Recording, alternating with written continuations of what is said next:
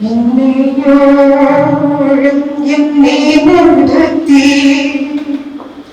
இன்னையோழும் என்னை போனத்தி,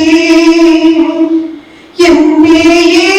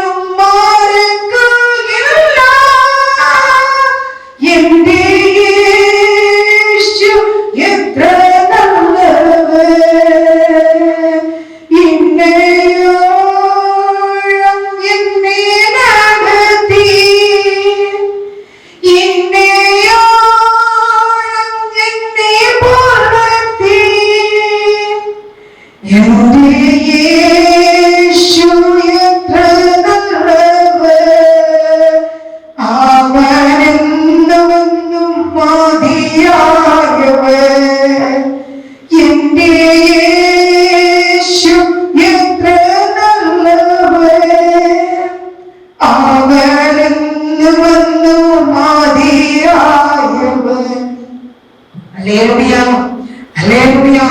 எல்லா சூழ்நிலைகளிலும் நம்மை நடத்துகிற இயேசு மிகவும் நல்லவர், மிகவும் வல்லவர்.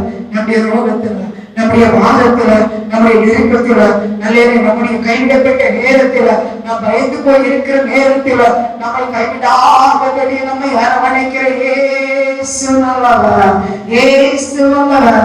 இயேசு இரண்டு கரங்களில் சொல்கிறோம், இரண்டு கரங்களை தட்டி ஆர்ப்பரிப்போடு தேவனுக்கு நன்றி சொல்லலாம். அல்லேலூயா. இந்த வேளையிலே கூட நாம் யாருக்கு சிநேகிதர்கள்? இயேசுவுக்கு சிநேகிதர்களா, இயேசுவுக்கு பகைஞர்களா? இயேசுவுக்கு சிநேகிதர்களா இருக்கிறவர்கள் சிலுவைக்கு சிநேகிதர்களா இருப்பார்கள். இயேசுவுக்கு பகைஞர்களா இருக்கிறவர்கள் சிலுவைக்கு விரோதிகளா இருப்பார்கள். கிறிஸ்து சிலுவைக்கு யார் பகைஞர் என்கிறனால தலைப்புல என்று நான் உங்களோடு பேசும்படி விரும்புகிறேன். வாசிக்கப்படும் போது பிலிப்பியர் 3ஆம் அதிகாரம் 18ஆம் வசனத்தை வாசிக்கும் போது 17 வாசிக்கிறேன். சகோதரர்களே, நீங்கள் என்னோடு கூட பின்பற்றுகிறவர்கள் ஆகிய நாங்கள் உங்களுக்கு வகை காட்டுகிறபடியும் நடக்கிறவர்களை மாதிரியாக நடக்குங்கள். ஏனெனில் அநேகர் வேறு விதமாய் நடக்கிறார்கள். அவர்கள் கிறிஸ்துவின் சிலுவைக்கு பகைஞர் உங்களுக்கு அநேக தரம் சொன்னேன், இப்படி கண்ணீரோடு சொல்கிறேன். அப்போஸ்தலனாகிய பவுல் பிலிப்பியருக்கு எழுதும் போது அவர் எழுதுகிறார், ஏன்னா அனைவரும் வேறு விதமா நடக்கிறாங்க. ஆண்டவருடைய சிலுவையை சிந்திக்காதபடி சிலுவையை பற்றின உபதேசத்தை விட்டு தங்களுக்கு ஏற்ற போதனைகளை தெரிந்து கொண்டு தங்களுக்கு ஏற்ற விதமாகி தங்களுக்கு ஏற்ற வகையிலே நடந்து கொண்டு வேறு விதமாக அவர்கள் நடந்து வேறு விதமாய் சிந்தித்து ஆண்டவருக்கும் சிலுவைக்கும் பகைஞராய் இருக்கிறார்கள். அவர் வேறு விதமாய் நடக்கிறவர்கள் சிலுவைக்கு பகைஞராய் இருக்கிறார்கள் என்று சொல்லி நான் உங்களுக்கு ஏற்கனவே சொல்லி இருக்கிறேன், அநேக தரம் சொல்லி இருக்கிறேன். ஏன்னா ஆண்டவராகிய இயேசு கிறிஸ்து ஆகிலும் நாம் எதுவரையிலும் தேடி இருக்கிறோமோ அது முதல் ஒரே ஒழுங்காய் நடந்து கொண்டு ஒரே சிந்தையாய் இருப்போம். ஏன்னா ஆண்டவருக்குள் தேர் நமக்கு என்ன செய்வாங்க, எல்லாம் ஒரே சிந்தை, ஆவிக்குரிய சிந்தையா இருக்கும். மாமிசத்துக்குரிய சிந்தையாகும். மாமிசத்துக்குரிய சிந்தையை கலாச்சாரம் பார்க்கிறோம். என்னது மாமிசத்துக்குரிய சிந்தனைகள் அல்லது மாமிசத்துக்குரிய காரியங்கள், ஆவிக்குரிய காரியங்கள் இரண்டையும் வெவ்வேறாய் பிரிக்கப்பட்டு எழுதி இருக்கிறதை பார்க்கிறோம். அப்போஸ்தலனாகிய பவுல் சொல்றாரு, ஏன்னா அவர்களுக்கு ஏற்ற உபதேசங்கள், அவர்களுக்கு ஏற்ற காரியங்கள், அவர்களுடைய இஷ்டப்படி செய்கிற காரியங்கள் அது சிலுவைக்கு விரோதமான காரியங்கள். ஏன்னா அப்படி நடக்கிறவங்களுடைய முடிவு அழிவு என்று சொல்லி வேதம் சொல்றது. நான் சொல்லல, பிலிப்பியர் 3ஆம் அதிகாரம் 19ஆம் வசனத்தை வாசிக்கும் போது அவர்களுடைய முடிவு அழிவு, அவருடைய தேவன் வயிறு, அவருடைய மகிமை, அவருடைய வெற்றியை அவர்கள் பூமிக்கு எடுத்தவர்களை சிந்திக்கிறாங்க. அப்படின்னா பூமியில நிலம் வாங்கலாமா, பிள்ளை உயர்ந்த இடத்துல கல்யாணம் பண்ணி கொடுக்கலாமா, புருஷன் மகனுக்கு உயர்ந்த இடத்துல இருந்து வருவார்களாம், அந்த பாக்குறத வாங்கணும், அந்த பாக்குற வஸ்திரத்தை கட்டணும், அந்த பாக்குற அவங்களுக்கு இருக்கிற மாதிரி இடம் வைக்கணும், அவங்களுக்கு இருக்கிற மாதிரி எனக்கு வீடு கட்டணும், அவங்களுக்கு இருக்கிற மாதிரி இந்த வாகனம் வாங்கணும். இப்படிப்பட்ட பூமிக்குரிய ஆசை. பூமியில எந்த இடம் உண்டோ அதே மாதிரி செய்யணும். அவங்க செஞ்ச மாதிரி செய்யணும், அண்ணன் செஞ்ச மாதிரி செய்யணும், தம்பி செஞ்ச மாதிரி இருக்கணும், பக்கத்தில் இருக்கிறவங்க செஞ்ச மாதிரி செய்யணும். பூமிக்குரிய காரியங்களை செஞ்சுட்டே இருப்பாங்க. இவங்களுக்கு என்னது, ஆண்டவர் முக்கியம் கிடையாது, உலக ஆசீர்வாதங்கள் மாத்திரம்தான் முக்கியம். அந்த உலக ஆசீர்வாதத்துக்காக ஓடுகிறவங்க சிலுவைக்கு விரோதங்களாக இருக்கிறார்கள் என்று சொல்லி இங்க வேதம் சொல்லப்படுகிறது. ஆகினாலே அவர் சொல்றாங்க, உங்களுக்கு என்ன கிடையாது, பரலோகம் கிடையாது. 20ஆம் வசனத்தை பார்க்கப்படுவது நம்முடைய குடியிருப்போ பரலோகத்தில் இருக்கிறது. அங்கே கர்த்தராகிய இரட்சகராகிய இயேசு கிறிஸ்து என்னும் இரட்சகரை எதிர்பார்த்து கொண்டிருக்கிறோம். ஆனா ஆண்டவர் ஆண்டவர் ஆண்டவர் ஆண்டவர் இந்த பூமி வெந்து உருகி சம்பவாகுமே, சிந்தித்து மனம் வேறுமே இயேசுவை ஏற்றுக்கொள். இந்த பூமி என்ன செய்யணும், வெந்து உருகி சாம்பலாகி போகும். ஆனா நாம் என்ன செய்யணும், இயேசுவை ஏற்றுக்கொள்ளணும் சொல்லி இருக்கிறாரு. முதலாவது தேவனுடைய ராஜ்யத்தை அவருடைய நீதியை தேடு, நீங்கள் எல்லாம் உனக்கு கொடுக்கின்ற பூமியில என்ன வேணுமோ, என்ன ஆசீர்வாதம் வேணுமோ அதுக்கு பின்னாடி ஓடணும். நம்முடைய பெருமை சரியா ஒரு பாடல் பாடும், வசதியை தேடி மூடாதே மூடாதே, அது தொடுவானம் தொடுவானம், வசதிகள் நிறைவு தருவதில்லை, வானத்தையே வரும் தொடுவதில்லை, வசதிகள் நிறைவு தருவதில்லை, வானத்தையே வரும் தொடுவதில்லை, வசதியை தேடி ஓடாதே ஓடாதே, அது தொடுவானம். அப்படின்னா உலக ஆசீர்வாதம் ஓடிட்டே இருப்பா, ஒரு நாளும் நிறைவு பெறுவது இல்லை. ஒரு நாளும் அந்த நிறைவான இதை எடுத்தாச்சும் அதை எடுக்கணும், அதை எடுத்தாச்சும் அதை எடுக்கணும், அப்படி அப்படி அப்படி அப்படி அப்படியே உலகத்துல ஓடி ஓடி உன்னதமான ஆத்மாவை இழந்து பெயருவாங்க. ஆவியினால்தான் வேதம் சொல்கிறது அவர்களுடைய முடிவு அழிவு. அந்த தேவச்சனமே ஆத்மாவிலே ஏறப்பெற்றது. ஏறப்பெற்ற ஆத்மாவை இந்த உலகத்தில் அழித்து விடாது. உலகத்தின் ஆசீர்வாதத்துக்காய் ஓடிக்கொண்டிருக்காது. உன் நலரை நோக்கிப்பா, உன் உலகத்தின் சகல ஆசீர்வாதங்களை அவர் உனக்கு தருவார். அல்லேலூயா. உலகத்தின் சகல மேன்மைகளை அவர் உனக்கு தந்தருவார். அடுத்தபடியாக பிலிப்பியர் 3ஆம் அதிகாரம் 10ஆம் வசனத்திலே பார்க்கும்போது அவர்களுடைய மகிமை, அவர்களுடைய லட்சியே, அவர்கள் பூமிக்கு அடுத்த சின்ன பூமியில என்ன செய்யணுமா, பூமியில ஒன்றை கொலை பண்ணி ஆசீர்வாதத்தை உண்டு பண்ணணுமா, ஒரு குடும்பத்தை அழிக்க ஆசீர்வாதத்தை உண்டு பண்ணலாம். அதுக்கு கூட இந்த பூமியின் ஆசீர்வாதத்துக்காக ஓடுகிறவங்க தயங்க மாட்டாங்க. அல்லேலூயா. ஆனா அவர்களுக்குள்ளே பழைய சுபாவங்கள் இருக்கும். அந்த பழைய சுபாவங்களை ஒழித்து விட வேண்டும். ரோமர் எழுதின புத்தகம் ரோமர் 6ஆம் அதிகாரம் 6ஆம் வசனத்தை பார்க்கப்படும்போது, இனி நாம் பாவத்துக்கு ஊழியம் செய்யாதபடிக்கு பாவ சரீரம் ஒழிந்து போகும் பொருட்டாக நம்முடைய பழைய மனுஷன் அவரோடு கூட சிலுவையில் அறையப்பட்டிருக்கிறது என்று அறிந்திருக்கிறோம். மறைத்தவன் பாவத்துக்கு நீங்களாக விடுதலையாக்கப்பட்டிருக்கிறானே, ஆகையால் கிறிஸ்துவுடனே கூட நாம் மறித்தோமா அவரோடு கூட பிழைத்து இருப்போம் என்று நம்புகிறோம். அல்லேலூயா. ஆண்டவருடைய மரணத்தின் சாயலில் விளைக்கப்பட்டிருக்கிற நாம் அவர் உயிர் தெழுதல் சாயலிலும் விளைக்கப்பட்டிருப்போம். அல்லேலூயா. ஏன்னு சொன்னா இது ஒரு ஆண்டவருக்காக நிற்கக்கூடிய ஒரு பிள்ளை திருமுழுக்கை பெற்றுக்கொண்டு ஞானஸ்நானத்தை பெற்றுக்கொண்டு அவரோடு கூட அடக்கம் பண்ணப்பட்டு அவரோடு கூட அடக்கம் பண்ணப்பட்டு உயிர் தெழுவது உயிர் தெழுந்த சாயலை பெற்றுக்கொண்டு அவருக்கால் பக்தியால் பரவசமாய் வாழ ஆவிக்குரிய ஜீவனம் பண்ண அதில் கர்த்தர் கிருபை அருளுகிறார். அல்லேலூயா. அந்த ஆவிக்குரிய ஜீவனம் பண்ணுகிறவருடைய வாழ்க்கையில அவங்க என்ன செய்வாங்க, பாவத்துக்காக ஊழியம் செய்ய மாட்டாங்க, உலக ஆசீர்வாதத்துக்காக ஊழியம் செய்ய மாட்டாங்க. அல்லேலூயா. உலகத்தில் இருக்கிற பொருளுக்காக அழிந்து போக ஒரு ஆத்மா எப்படி கிடைக்கும், ஒரு ஆத்மா எப்படி அந்த பாவத்தில இருந்து மீட்டெடுக்க முடியும், ஒரு குடும்பம் எப்படி ரட்சிப்பை பெற்றுக்கொள்ளும், அந்த லட்சியம் தான் அவங்களுக்குள்ள இருக்கும். உலகத்துல சமாளிக்கணும், உலகத்துல மேன்மை பெறணும், உலகத்துல பேர் வாங்கணும், அந்த எண்ணம் அவங்களுக்கு இருக்கவே இருக்காது. அல்லேலூயா. ஏன்னா இந்த உலகத்தில் உள்ள சகலதும் அழிந்து போகும். அது ஒன்று அல்லேலூயா ஒன்று நிலை பெற்று இருப்பது ஆண்டவருடைய வருகை ஏன் தாமதமாகிறது?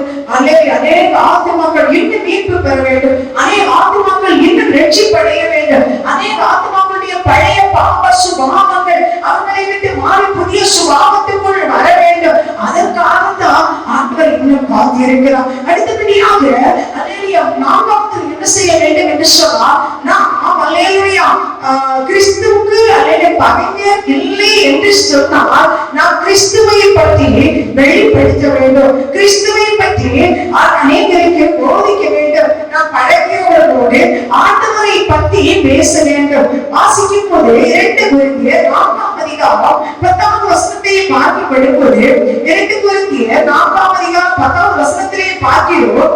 அங்கே இயேசு கிறிஸ்துவை குறித்து அப்போஸ்தலன் பவுல் சொல்றாரு, நான் எப்பவும் நெருக்கப்பட்டால் ஒடுங்கி போக மாட்டேன், நான் துன்பப்பட்டால் கலக்கம் அடைந்தால் மனமுறை அடைய மாட்டேன், துன்பப்படுத்தப்பட்டால் கைவிடப்படுகிறதில்லை, கீழே தள்ளப்பட்டால் மடிந்து போகிறதில்லை. காரணம் என்ன? கர்த்தராகிய இயேசு கிறிஸ்துவினுடைய ஜீவன் எங்கள் சரீரத்தில் விளக்கும் பொருட்டு இயேசு மரணத்தை எப்பொழுதும் எங்கள் சரீரத்தில் சுமந்திருக்கிறோம். எப்படி சௌக்கியமான எங்கள் மாமிசத்திலே இயேசு கிறிஸ்துவினுடைய ஜீவன் விளங்கும்படிக்கு உயிரோடு இருக்கிற நாங்கள் எப்பொழுதும் இயேசு நிமித்தம் மரணத்துக்கு ஒப்புக் கொடுக்கப்படுகிறோம். இப்படி மரணமானது எங்களிடத்தில், ஜீவனானது உங்களிடத்தில் பலன் செய்கிறது. விசுவாசத்தின் ஆவியால் பேசுகிறேன் என்று எழுதியிருக்கிறவர்களே, நாங்கள் அந்த விசுவாசத்தின் ஆவியை உடையவர்களாக இருந்து விசுவாசிக்கிறவர்கள் ஆனபடியால் பேசுகிறேன் சொன்னா நெருக்கம். சிலுவை எடுக்கிறவங்களுக்கு நெருக்கம், எல்லா பக்கத்திலேயும் நெருக்கம். எப்பக்கம் நெருக்கப்பட்டும் போவதில்லை, எப்பக்கம் நெருக்கப்பட்டும்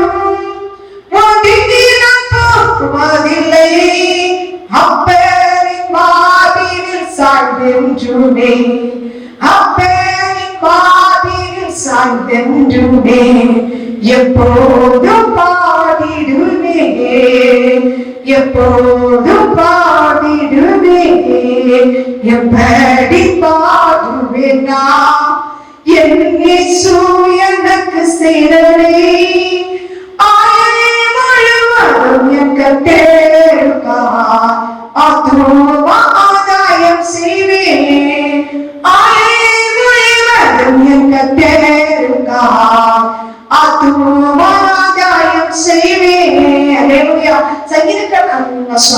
அப்போஸ்தலன் பவுல் சொல்ற எந்த பக்கம் நெருக்கிறாங்க, ஒரு வாட்டி அவர் நெருக்கிறவர் தான்.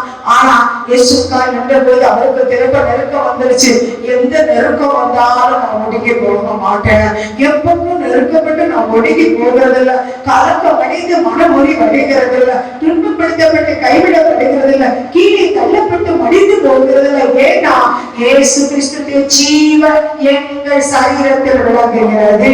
இயேசு கிறிஸ்து மரணத்தை ருசி பார்த்ததை போல நாங்கள் ஒவ்வொரு நிமிடமும் மரணத்தை ருசி பார்த்து கொண்டு இருக்கிறோம், ஒவ்வொரு நிமிடமும் வேதனை அனுபவித்துக் கொண்டு இருக்கிறோம். ஆனா நான் இப்படி மரணமானது எங்களது ஜீவன், நாங்கள் கஷ்டப்படுகிறதுனால உங்களுக்குள் ஒவ்வொருவருக்குள் ஜீவன் உண்டாகிறது. நாங்கள் வேதனைப்படுகிறதுனால நாங்கள் கர்ப்ப வேதனைப்பட்டு ஒவ்வொரு ஆத்மாக்களை பெற்றெடுக்கிறேன் என்று சொல்லி அப்போஸ்தலன் பவுல் சொல்கிறார்கள், நீங்கள் ஆண்டவருக்கு சாட்சிகளாக மாறுகிறீர்கள். அல்லேலூயா. சங்கீதத்தில் அப்போஸ்தலன் பவுலுக்கு வந்ததே போல பாடுகள் நம்முடைய ஊழியர்களில் நமக்கு வந்தது. அல்லேலூயா.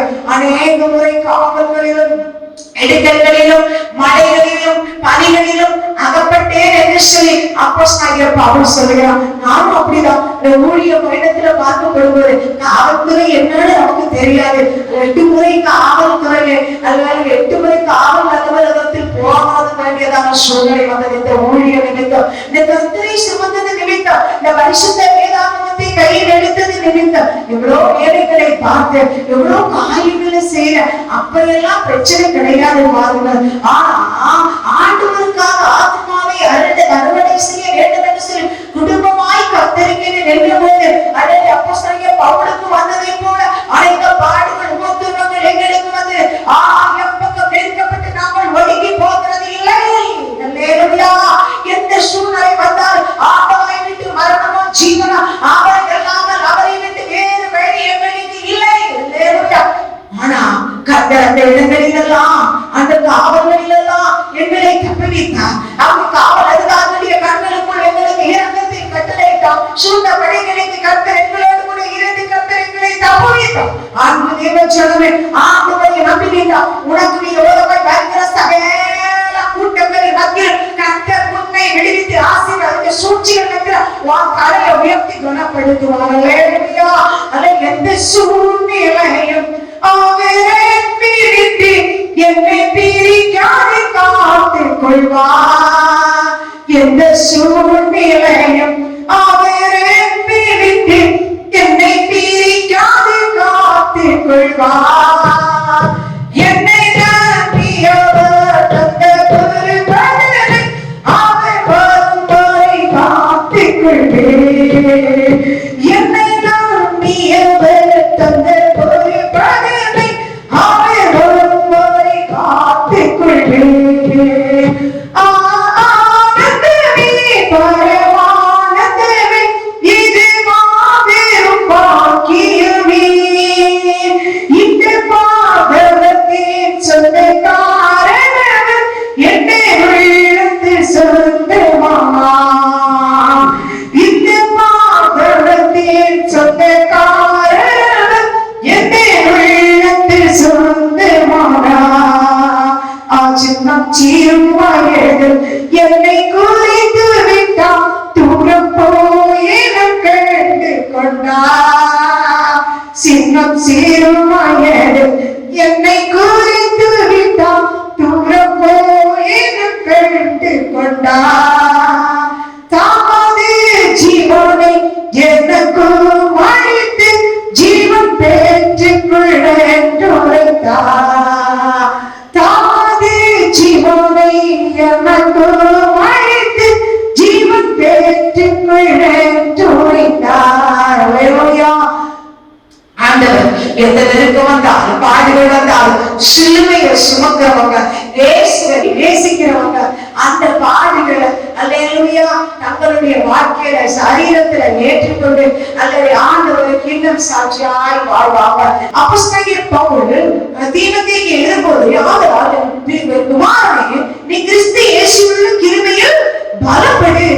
பிரச்சனைகள் வரும், நெருக்கங்கள் வரும், போராட்டங்கள் வரும், நிந்தனைகள் வரும், அவமானங்கள் வரும், எடுக்காததை கொடுக்க வேண்டியது வரும், சொல்லாததை சொன்னதாய் பொய்ப்படிகள் வரும். உங்கள் பேரில் பொய்யாய் பேசுவார்களானால் நீங்கள் பாக்கியவான்களாய் இருக்கிறீர்கள் என்று சொல்லி மத்தேயு எழுதின சுவிசேஷத்திலே பார்க்கிறோம். அவர் என்ன சொல்றாரு? ஆவியினால என் குமாரனே கிறிஸ்து இயேசுவுள்ள கிருபையில நீ பலப்படு. நீ அநேக சாட்சிகளை கொடுப்பதாக நீ என்னிடத்தில் கேட்டவைகளை மற்றவர்களுக்கு போதிக்கத்தக்கதாக உண்மையில மனுஷத்தில ஒப்புவி. நீயும் கிறிஸ்துவுக்கு நல்வோ ஒரு சேவகனாய் தீங்காடுவனே தன்னில் சேவகம் பட்டுகிறவனும் தன்னை சேவகம் எழுதி கொண்டவனுக்கு ஏற்றவனாய் இருக்கும்படி பிழைப்பு கிடைத்த அலுவலர்கள் சிக்கிக் கொள்ள மாட்டான். மேலும் ஒருவன் நல்ல யுத்தம் பண்ணினால் சட்டப்படி அவர் பண்ணாவிட்டால் முடிசூட்டப்படான். பிரயாசப்பட்டு பயனெடுக்கிறவன் பகல் முந்தி பங்கடைய வேண்டும். நான் சொல்லுகிறவர்களை சிந்தித்துக் கொள். எல்லா காரியங்களும் கர்த்தர் புத்தியை தந்தருள்வாராக. ஏன்னா இந்த புத்தி எதுக்காக? இயேசு கிறிஸ்துவை பிரதிபலிக்கும்படி அவரது வசனத்தை பரப்புவது. தாவீதின் சந்ததியில் பிறந்த இயேசு கிறிஸ்து சுவிசேஷத்தின்படியே மரித்து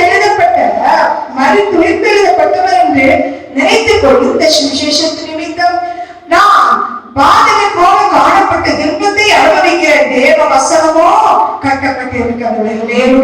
கஷ்டம் உண்டா, வேதனை உண்டா, போராட்டம் உண்டா, வேத வசனம் பட்டுட்டே இருக்கும். வேத வசனம் வெளியாகிட்டே இருக்கும். துன்பப்படுகிற போது, வேதனைப்படுகிற போது, ஆண்டவருக்காக இருக்கிற பிள்ளைகள் உண்மை உத்தமா இருக்கும்போது தேவ வசனம் அல்லது சபைகள் சிதறப்பட்டதினாலே ஆகாஷ் சபைகள் உருவானதை போல புதிய ஏற்பாட்டு காலத்திலே பார்க்கிறோம். அது நெருக்க வருவது இன்னும் நாம் வளருவோம். அல்லேலூயா. வெட்ட வெட்ட வளருவா, கொட்ட கொட்ட கிறிஸ்தவ டிஸ்டர்ப் பண்ணாதே. வெட்ட வெட்ட வளர்ந்துட்டே இருப்போம், கொட்ட கொட்ட உயர்ந்துட்டே இருப்பான். ஆகினால பிரச்சனை வரும், நெருக்கம் வரும். ஆண்டவர் கூட இருந்தா, பரிசுத்த ஆவியானவர் கூட இருந்தா, நீ உண்மையா சேமிக்கிற தெய்வம் கூட இருந்தா, நீ தோற்று போக மாட்டா, நீ விழுந்து போக மாட்டா, நீ அழிந்து போக மாட்டா, நீ உயர்த்தி கொண்டே இருப்பான். காரணம் கர்த்தரோடு கூட இருக்கிறபடி. ஆகினால அவர் சொல்றாரு, இந்த சுவிசேஷத்தின் நிமித்தம் நான் பாதகன் போல கட்டப்பட்டு துன்பத்தை அனுபவிக்கிறேன். சகிக்கிறேன், அல்லது குற்றம் செய்தவனை போல கட்டப்பட்டுகிறேன், குற்றம் செய்தவனை போல. ஏன்னா இயேசு கிறிஸ்துவை பத்தி சொல்லும் போது அநேகர் மீட்படைகிறாங்க. மந்திரங்களிலிருந்து, தந்திரங்களிலிருந்து, நோய்களிலிருந்து, பேய்களிலிருந்து, கண்ணிகளிலிருந்து, காவல்களிலிருந்து, சிறையிலிருந்து மீட்கப்படுகிறாங்க. ஆனா சுவிசேஷத்தை சொல்கிறவன் கட்டப்படுகிறான். ஆனாலும் சுவிசேஷம் கட்டப்பட்டு நிற்கவில்லை. கர்த்தருடைய வார்த்தை கட்டப்பட்டு நிற்கவில்லை. கர்த்தருடைய வார்த்தை அதிலே பெருகிக் கொண்டே இருக்கிற ஆவியால் தெரிந்து கொள்ளப்பட்டவர்கள் கிறிஸ்து இயேசுவினால் உண்டான ரட்சிப்பை நித்திய மகிமையோடே பெற்றுக் கொள்ளும்படி சகலத்தை அவர்கள் நிமித்தமாய் சகிக்கிறார். ஆண்டவருக்கா இந்த பாடுகளை எல்லாம் சகிக்கிறேன் என்று சொல்லி அப்போஸ்தலனாகிய பவுல் சொல்கிறார். ஆண்டவருக்காக நாம் என்ன செய்கிறோம்? ஆண்டவருக்காக நாம் எதை சகித்துக் கொண்டிருக்கிறோம்? ஒரு உண்மையான வார்த்தை வந்தா அடுத்த எனக்கு இந்த கஷ்டத்தை கேட்க முடியலன்னு சொல்லி ஆண்டவருக்கு ஓடி போகிறோமே, ஆண்டவரை காட்டி கொடுக்கிறோமே, ஆண்டவரை மறுதளிக்கிறோமே. அல்லது அப்போஸ்தலனாகிய பவுல் சொல்றார், நான் ஆண்டவருக்காக இவைகளை எல்லாம் சகித்துக் கொண்டிருக்கிறேன். ஏன்னா அவரோடு கூட பாடுகளை சகித்தோம், ஆனால் அவரோடு கூட ஆளுகையும் செய்வோம். நாம் அவரை மறுதளித்தால் அவரும் நம்மை மறுதளிப்பார். ஆண்டவரை ஒருபோதும் மறுதளிக்க கூடாது. சிலுவையை நேசிக்கிறவர்கள், இயேசுவை நேசிக்கிறவர்கள் ஒருபோதும் ஆண்டவரை மறுதளிக்க கூடாது. ஒருபோதும் ஆண்டவரை மறுதளிக்க கூடாது. நாம் அவரை மறுதளித்தால் அவரும் நம்மை மறுதளிப்பார். அவர் நாம் உண்மை இல்லாதவர்களா இருந்தாலும் அவர் உண்மை உள்ளவராக இருக்கிறார். அவர் தம்மை தாமே மறுதளிக்க மாட்டார். ஆகையினால ஆண்டவர் சொல்கிறார், எப்படி எழுதப்பட்டிருக்கிறது என்று சொன்னான். 2ஆம் அதிகாரம் 15வது வசனம், வெட்கப்படாத ஊழியக்காரனாயும் சத்திய வசனத்தை நிதானமாய் பகுத்து போதிக்கிறவனாயும் உன்னை தேவனுக்கு முன்பதாக உத்தமனாய் நிறுத்தும்படி ஜாக்கிரதையாயிரு. சீர்கேடாகிய பேச்சுகளுக்கு விலகியிரு. அவைகளால் அநேகர் அவர்களுக்கு உள்ளவர்களாக கள்ள போதகர்களானார்கள்.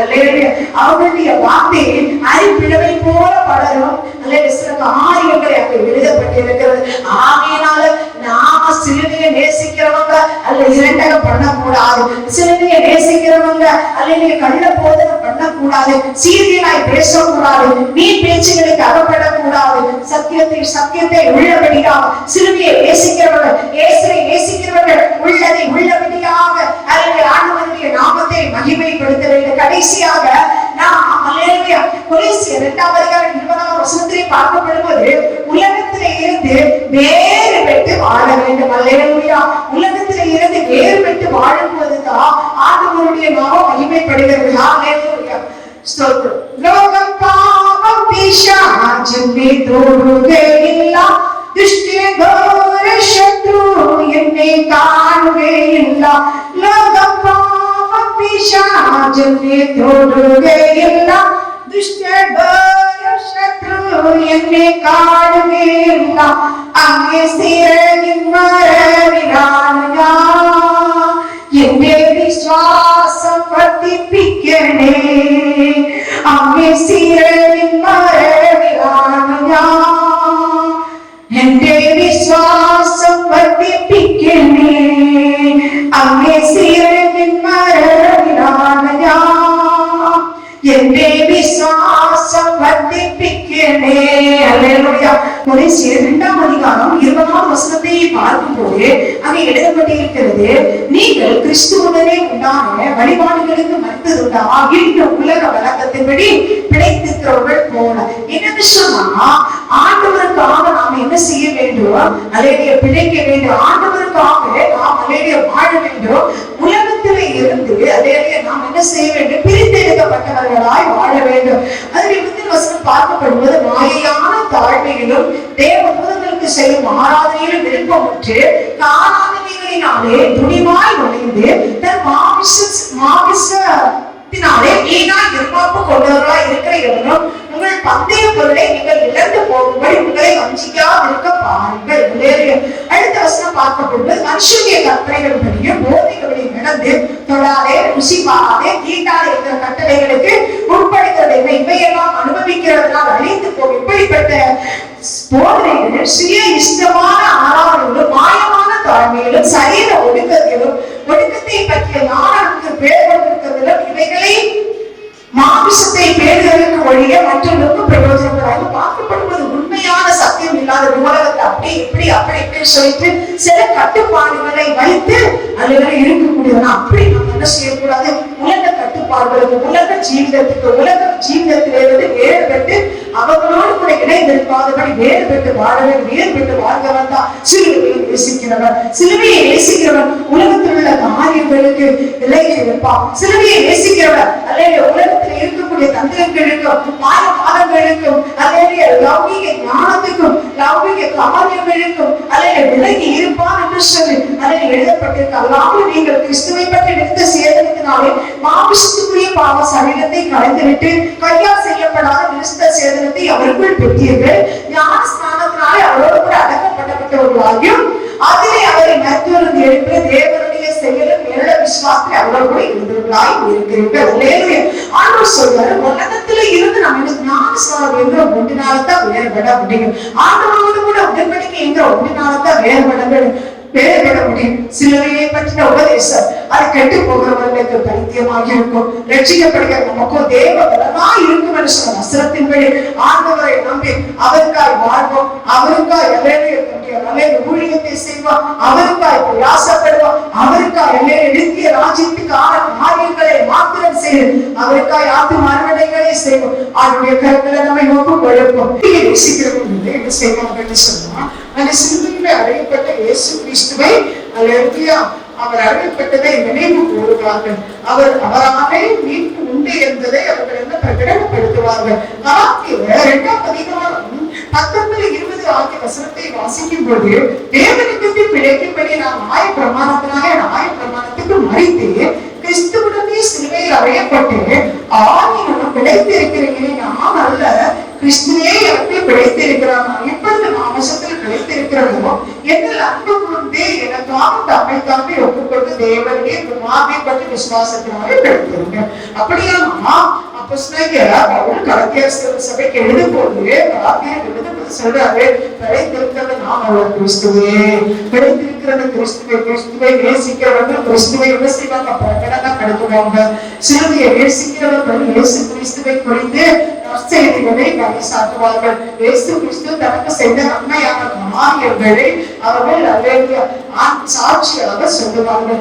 அவர்கள் அதனுடைய பாடுகளை, பிரயாசங்களை பட்ட பாடுகளை ஒரு பொருட்டா எண்ணுவதே இக்காலத்து பாடுகள் வருகிற மகிமைக்கு ஒப்பிடத்தக்கவைகள் அல்ல என்று சொல்லி எழுதப்பட்டிருக்கிறது. ஆகையினால ஆண்டவராக இயேசு கிறிஸ்துவை நேசிக்கிறவர்கள், சிலுவையை நேசிக்கிறவர்கள் இந்த பாடுகளை ஒரு பொருட்டா எண்ணாதபடி அவரை நம்பி அவரை விசுவாசித்து அவரை நோக்கி பயணிப்போம். கிறிஸ்துவனே கூட சிலுவையில் அறையப்பட்டு ஆகினும் பிழைத்திருக்கிறேன். நான் அல்ல, கிறிஸ்துவே எனக்கு கொடுத்திருக்கிறார். நமக்கு ஒரு மரணம் உண்டு, நமக்கு ஒரு மரணம் உண்டு. அந்த மரணத்தில் நித்தியகால மரணமாய் நாம் எழுந்து போகாதபடி பிழைத்திருப்போம். ஒரு நித்திய ஜீவனை நாம் அடைந்திருப்போம். ஒரு நித்திய வாழ்வை ஆண்டவர் நமக்கு தருவோம். நாம் இயேசுவை நேசிக்கிறவர்களா, சிலுவையை நேசிக்கிறவர்களா, சிலுவையை அனுதினம் சுமந்து கொண்டு பயணிக்கிறவர்களாய் மாற கர்த்தர் நமக்கு கிருபை செய்வாராக. ஒரு வார்த்தையை ஜெபிக்கலாம். பரலோக தந்தையே, இந்த வேளையில் ஆண்டவரே, என்னுடைய பாடுகளை யாரு பார்ப்பா, என்னுடைய கஷ்டங்களை யாரு பார்ப்பா, நான் அனுபவிக்கிற துன்பங்களை யாரு பார்ப்பா என்று சொல்லி பழகி கொண்டிருக்கிற ஆத்துமாவை உங்களுடைய கரங்களில் ஒப்புக் கொடுங்கள். இக்காலத்து பாடுகள் வருகிற மகிமைக்கு ஒப்பிடத்தக்கவைகள் அல்ல என்று சொல்லி எழுதப்பட்டிருக்கிறது. இந்த பாடுகள் இவைகளுக்கு ஒரு மகிமை இருக்கிறது, ஒரு மேன்மை இருக்கிறது. அவைகளுக்கு இவைகள் வந்து மிகவானவைகள் அல்ல. ஆண்டவரே, ஆணைக்கு மேலாக சோதிக்கப்பட தம்முடைய பிள்ளைகளுக்கு ஆண்டவரே நீக்கு போக்குகளை கட்டளை ஆகும். பிராணிக்கு மேலாக சோதிக்கப்பட விட மாட்டேன் என்று சொன்னேன். தாங்க பலனை தப்பி செல்ல வழியை கொடுப்பேன் என்று சொன்னேன். சிலுவையை சுமக்கிறதுனா ஆண்டவரே, நம்முடைய சீடர் சிலுவையை சுமக்க முடியும். சிலுவையை சுமக்காதவன் நம்முடைய சீடர் அல்ல என்று பார்க்கிறோம். சிலுவையை நேசிக்கிறதுனா, உண்மையை நேசிக்கிறதுனா, ஆதன் கனத்தை மகிமையை பெற்றவர்கள் உலகத்தின் வெற்றி விழாக்கி வாழ ஆண்டவரே, நிந்தனைகளை, அவமானங்களை, பரிகாசங்களை, விஷயங்களை சிலுவை சுமக்கிறவருடைய பிள்ளைகளை விட்டு கட்ட மாற்றி போட்டு ஒரு வெற்றி உள்ள ஜீவனம் கொண்ட கட்ட கிருபை செய்வீரா. அற்புதங்களை செய்யுங்க, அதிசயங்களை செய்யுங்க, நல்ல செய்திகளை கேட்க உதவி செய்யுங்க. உங்க திருநாமத்தை வலிமைப்படுத்துங்க. சகல துதிகளை மகிமையும் ஒருவருக்கே செலுத்துகிறோம். ஆண்டவரே, பெரிய காரியங்களை செய்ய இயேசு கிறிஸ்துவால் ஜெபிக்கிறோம். ஜெபம் கேளும் ஜீவனுள்ள பிதாவே. ஆமென். ஆமென். God bless you. God bless you. God bless you.